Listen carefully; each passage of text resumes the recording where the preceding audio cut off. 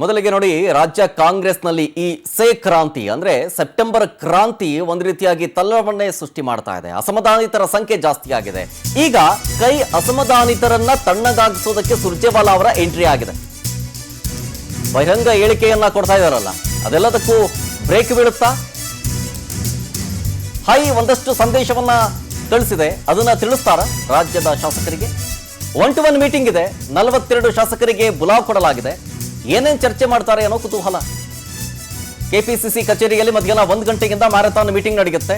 ಇನ್ನು ಸ್ವಲ್ಪತ್ರಲ್ಲೇ ಸುರ್ಜೇವಾಲಾ ಅವರು ಬೆಂಗಳೂರಿಗೆ ಎಂಟ್ರಿ ಆಗ್ತಾರೆ. ಸುರ್ಜೇವಾಲಾ ಅವರ ಈ ಎಂಟ್ರಿ ಮಹತ್ವ ಪಡ್ಕೊಳ್ತಾ ಇದೆ. ಕಾರಣ ಏನು ಅಂತಂದ್ರೆ, ಈಗ ಒಂದು ವಾರದಿಂದಲೂ ಕೂಡ ಏನೇನು ಡೆವಲಪ್ಮೆಂಟ್ ಆಗ್ತದೆ ರಾಜ್ಯ ಕಾಂಗ್ರೆಸ್ನಲ್ಲಿ ಅನ್ನೋದು ಗೊತ್ತಾಗ್ತಾ ಇದೆ. ಸೊ ಒಂದ್ ಕಡೆ ಪಾಟೀಲ್ರು ಯಾವಾಗ ವಸತಿ ಇಲಾಖೆಯಲ್ಲಿ ದುಡ್ಡು ಕೊಟ್ಟು ಮನೆ ಕೊಡ್ತಾ ಇದ್ದಾರೆ ಅನ್ನುವಂಥ ಚರ್ಚೆ ಆಗಿತ್ತು, ಆ ಆಡಿಯೋ ವೈರಲ್ ಆಗಿತ್ತು. ಆ ಬೆನ್ನಲ್ಲೇ ಸ್ಫೋಟಗೊಳ್ತಾ ಇರೋದು ಅಸಮಾಧಾನಿತರ ಸಂಖ್ಯೆ. ನಮಗೆ ಅನುದಾನ ಸಿಕ್ಕಿಲ್ಲ, ಕ್ಷೇತ್ರದ ಜನ ನಮಗೆ ಬೈತಾ ಇದ್ದಾರೆ, ಹೀಗನ್ನುವಂಥ ಚರ್ಚೆಯಿಂದ ಹಿಡಿದು ಶುರುವಾಗಿ ಸಂಪುಟ ಪುನರ್ರಚನೆಯ ಬಗ್ಗೆ, ಆಮೇಲೆ ಸಿಎಂ ಚೇಂಜ್ ಆಗ್ತಾರೆ ಅನ್ನೋದ್ರ ಬಗ್ಗೆ, ಕೆಪಿಸಿಸಿ ಅಧ್ಯಕ್ಷರ ಬದಲಾವಣೆಗೆ ನಾನಿದ್ದೀನಿ, ಆ ಸ್ಥಾನಕ್ಕೆ ನಾನು ಯೋಗ್ಯ, ಹೀಗನ್ನುವಂಥ ಸ್ಟೇಟ್ಮೆಂಟ್ ಎಲ್ಲ ಕೊಡ್ತಾ ಇದ್ದಾರೆ. ಸೊ ಹಾಗಾಗಿ ಈ ಮೀಟಿಂಗು ಶಾಸಕರ 3 ತಂಡವನ್ನ ಮಾಡಿ ಸುರ್ಜೇವಾಲಾ ಅವರು ಚರ್ಚೆ ಮಾಡ್ತಾರೆ. ಒಂದಷ್ಟು ಜನಕ್ಕೆ 30 ನಿಮಿಷ ಟೈಮ್ ಕೊಟ್ಟಿದ್ದಾರೆ, ಇನ್ನೊಂದಷ್ಟು ಜನಕ್ಕೆ 20 ನಿಮಿಷ ಟೈಮ್ ಕೊಟ್ಟಿದ್ದಾರೆ. ಮೊದಲ ಹಂತದಲ್ಲಿ ಆಳಂದ ಶಾಸಕ BR ಪಾಟೀಲ್ರು, ಕಾಗವಾಡ ಶಾಸಕ ರಾಜು ಕಾಗೆ, ಶಾಸಕ ಪುಟ್ಟಸ್ವಾಮಿ ಗೌಡ, ಬಾಗೇಪಲ್ಲಿ MLA ಸುಬ್ಬಾರೆಡ್ಡಿ, ಶಾಸಕ ಪ್ರದೀಪ್ ಈಶ್ವರ್, KGF ವಿಧಾನಸಭಾ ಕ್ಷೇತ್ರದ ಶಾಸಕಿ ರೂಪಕಲಾ ಶಶಿಧರ್, ಕೋಲಾರ ಶಾಸಕ ಕುತ್ತೂರು ಮಂಜುನಾಥ್. ಇವ್ರ ಜೊತೆಗೆ ಮೊದಲ ಹಂತದಲ್ಲಿ 1-to-1 ಮೀಟಿಂಗ್ ಮಾಡಲಾಗುತ್ತೆ.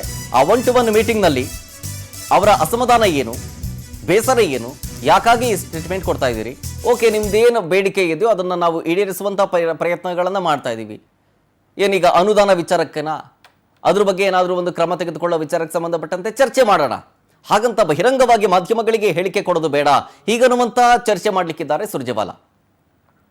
ಡೀಟೇಲ್ಸ್ ಕೊಡ್ತಾರೆ ಇದ್ರ ಬಗ್ಗೆ ನಮ್ಮ ಪ್ರತಿನಿಧಿ ಆನಂದ್ ಲೈವ್ನಲ್ಲಿ. ಆನಂದ್, ಒಂದ್ ಕಡೆ ಸುರ್ಜೇವಾಲಾ ಅವರ ಎಂಟ್ರಿ ಮಹತ್ವ ಪಡ್ಕೊಳ್ತಾ ಇದೆ. 1-to-1 ಮೀಟಿಂಗ್ ಮಾಡಿ ಏನೇನ್ ಚರ್ಚೆ ಮಾಡ್ತಾರೆ ಅಂತ ಈ ಸಂದರ್ಭದಲ್ಲಿ? ಶರದ್, ಪ್ರಮುಖವಾಗಿ ಶಾಸಕರ ಡಿಮ್ಯಾಂಡ್ ಇರತಕ್ಕಂಥದ್ದು, ಪ್ರಮುಖವಾಗಿ ಒಂದೇ ಒಂದು ಡಿಮ್ಯಾಂಡ್ ಇರತಕ್ಕಂಥದ್ದು, ಅವರು ಅನುದಾನಗಳು ಸರಿಯಾಗಿ ನಮಗೆ ಸಿಗ್ತಾ ಇಲ್ಲ, ಕ್ಷೇತ್ರದಲ್ಲಿ ಅಭಿವೃದ್ಧಿ ಮಾಡೋಕೆ ಸಾಧ್ಯವಾಗ್ತಾ ಇಲ್ಲ, ಸಚಿವರು ಕೂಡ ಸರಿಯಾಗಿ ಸ್ಪಂದಿಸ್ತಾ ಇಲ್ಲ ಅನ್ನೋ ಒಂದು ಆಕ್ರೋಶ ಅವರಲ್ಲಿ ಇರ್ತಕ್ಕಂಥದ್ದು. ಈಗಾಗಲೇ 2-3 ಬಾರಿ CLP ಸಭೆಯನ್ನು ಕೂಡ ಇದಕ್ಕಾಗಿಯೇ ಕರೆದು ಅವರನ್ನ ಸಮಾಧಾನ ಮಾಡತಕ್ಕಂಥ ಒಂದು ಕೆಲಸಕ್ಕೆ DCM ಸುರ್ಜೇವಾಲಾ ಅವರು ಮುಂದಾಗಿದ್ರು. ಆದ್ರೆ ಅದು ಫಲಿತಾಂಶ ನೀಡಲಿಲ್ಲ.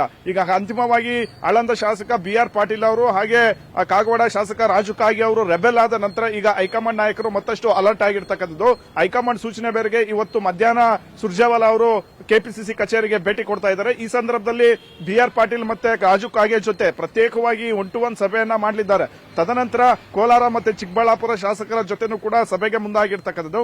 ಪ್ರಮುಖವಾಗಿ ಪ್ರದೀಪ್ ಈಶ್ವರ್ ಹಾಗೆ ನಂಜೇಗೌಡ, SN ನಾರಾಯಣ ಸ್ವಾಮಿ, ರೂಪಕಲಾ ಶಶಿಧರ್ ಸೇರಿದಂತೆ ಹಲವಾರು ಶಾಸಕರು ತಮ್ಮ ಡಿಮ್ಯಾಂಡ್ಗಳನ್ನ ಸುರ್ಜೇವಾಲಾ ಮುಂದೆ ಇಡೋದಕ್ಕೆ ಮುಂದಾಗಿದ್ದಾರೆ. ಜೊತೆಗೆ ಸುರ್ಜೇವಾಲಾ ಅವರು ಜೊತೆಗೆ KPCCನೂ ಕೂಡ ಈಗಾಗಲೇ ಯಾವ್ಯಾವ ಶಾಸಕರೇನಿದ್ರೆ ಅವರಿಗೆ ಸಂದೇಶವನ್ನ ಕಳಿಸಲಾಗಿರ್ತಕ್ಕಂಥದ್ದು. ತಮ್ಮ ಕ್ಷೇತ್ರದ ಏನಾದರೂ ಸಮಸ್ಯೆಗಳಿದ್ರೆ ಅದನ್ನ ಪಟ್ಟಿ ಮಾಡಿಕೊಂಡು ಬನ್ನಿ, ಕಾಂಗ್ರೆಸ್ ಪಕ್ಷ ಅದನ್ನ ಯಾವ ರೀತಿ ಸಮಸ್ಯೆ ಬಗೆಹರಿಸಬಹುದು ಅನ್ನೋದನ್ನು ಕೂಡ ನಾವು ಚರ್ಚೆ ಮಾಡೋಣ ಅನ್ನೋ ಒಂದು ನಿಟ್ಟಿನಲ್ಲಿ ಒಂದಷ್ಟು ಪ್ರಶ್ನಾವಳಿಯನ್ನು ಕೂಡ ಸುರ್ಜೇವಾಲಾ ಅವರು ರೆಡಿ ಮಾಡ್ಕೊಂಡು ಇಟ್ಕೊಂಡಿರ್ತಕ್ಕಂಥದ್ದು.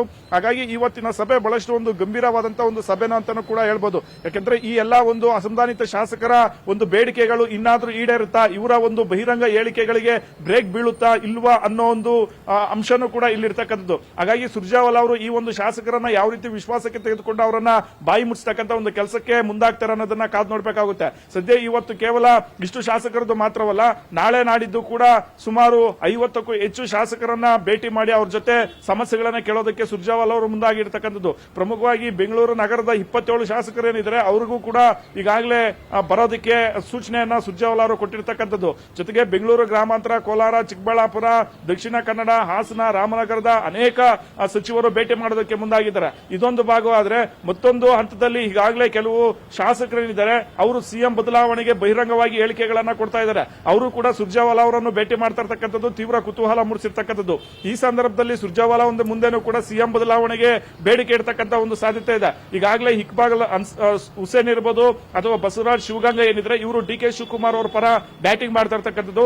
3 ತಿಂಗಳ ನಂತರ ಡಿ ಕೆ ಶಿವಕುಮಾರ್ ಅವರು ಸಿಎಂ ಆಗ್ತಾರೆ ಅನ್ನೋ ಒಂದು ಸ್ಪಷ್ಟವಾಗಿ ಅವರು ಹೇಳ್ತಾ ಇದ್ದಾರೆ. ಹಾಗಾಗಿ ಈ ಒಂದು ಶಾಸಕರು ಕೂಡ ನಾಳೆ ಸುರ್ಜೇವಾಲಾ ಅವರನ್ನ ಭೇಟಿ ಮಾಡ್ತಕ್ಕಂಥ ಹಿನ್ನೆಲೆಯಲ್ಲಿ ತೀವ್ರ ಕುತೂಹಲ ಮೂಡಿಸಿರ್ತಕ್ಕಂಥದ್ದು. ಮತ್ತೊಂದು ಕಡೆ ಕೆಪಿಸಿಸಿ ಅಧ್ಯಕ್ಷರ ಬದಲಾವಣೆ ಆಗಬೇಕು ಅಂತ ಸತೀಶ್ ಜಾರಕಿಹೊಳಿ ಅವರ ಬೆಂಬಲಿತ ಶಾಸಕರು ಕೂಡ ಸಜ್ಜಾಗಿದ್ದಾರೆ. ಅವರು ಕೂಡ ಕೆಪಿಸಿಸಿ ಅಧ್ಯಕ್ಷರ ಬದಲಾವಣೆ ಆಗಬೇಕು ಅನ್ನೋ ನಿಟ್ಟಿನಲ್ಲಿ ಜೊತೆಗೆ ಪಕ್ಷ ಸಂಘಟನೆಯ ಒಂದು ದೃಷ್ಟಿಯಲ್ಲಿ ಕೆಲವೊಂದು ಬೇಡಿಕೆಗಳನ್ನ ಸುರ್ಜೇವಾಲಾ ಮುಂದೆ ಇಡ್ತಕ್ಕಂಥ ಒಂದು ಸಾಧ್ಯತೆನೂ ಕೂಡ ಇದೆ. ಒಟ್ಟಿನಲ್ಲಿ ಸುರ್ಜೇವಾಲಾ ಅವರ ಈ ಒಂದು ಶಾಸಕರ ಭೇಟಿ ಏನಿದೆ ಇದು ಬಹಳಷ್ಟು ಒಂದು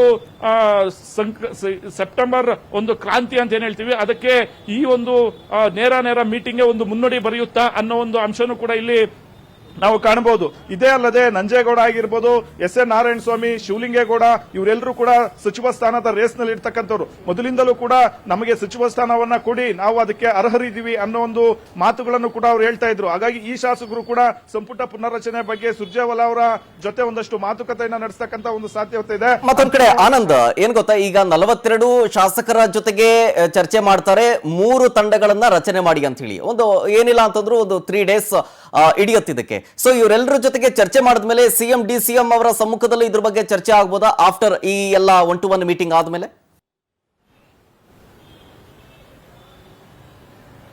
ಶರತ್, ಸಿಎಂ ಡಿಸಿಎಂ ನಡುವೆ ಯಾವುದೇ ರೀತಿಯ ಒಂದು ಪೂರ್ವ ನಿಗದಿತ ಸಭೆಗಳು ಇಲ್ಲಿ ನಿಗದಿ ಆಗಿಲ್ಲ. ಹಾಗಾಗಿ ಕೇವಲ ಸುರ್ಜೇವಾಲಾ ಅವರ ಮುಂದೆ ಮಾತ್ರ ತಮ್ಮ ಬೇಡಿಕೆಗಳನ್ನ ಮುಂದಿಡೋದಕ್ಕೆ ಇವತ್ತು ಶಾಸಕರಿಗೆ ಒಂದು ಮೆಸೇಜ್ ಅನ್ನ ಪಾಸ್ ಮಾಡಲಾಗಿರ್ತಕ್ಕಂಥದ್ದು. ಸಿಎಂ ಡಿಸಿಎಂ ಅಥವಾ ಇನ್ನಿತರರ ಮುಂದೆ ಕೆಲವು ಶಾಸಕರು ಮುಕ್ತವಾಗಿ ಏನೊಂದು ಬೇಡಿಕೆಗಳನ್ನ ಹೇಳ್ಕೊಡೋದಕ್ಕೆ ಸಾಧ್ಯವಿಲ್ಲ.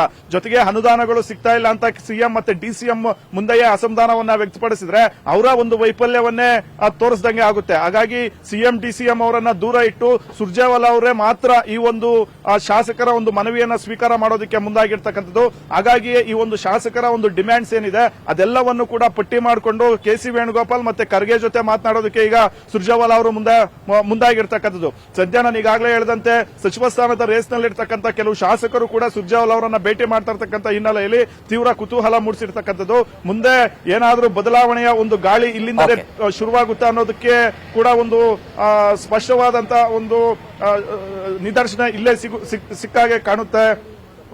ಶರತ್, ಥ್ಯಾಂಕ್ ಯು ಆನಂದ್ ಡೀಟೇಲ್ಸ್ಗಾಗಿ.